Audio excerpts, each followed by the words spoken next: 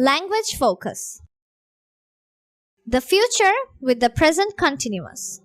We can use the present continuous to talk about our plans in the future. I am going to Cox's Bazaar next week. She isn't going on holiday next week.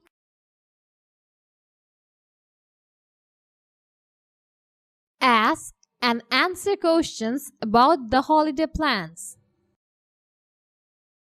Let's see an example. Hi Biju, where are you going on holiday?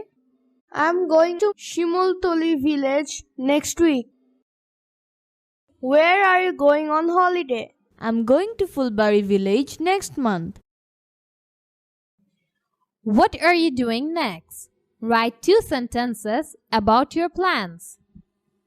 Do in your textbook.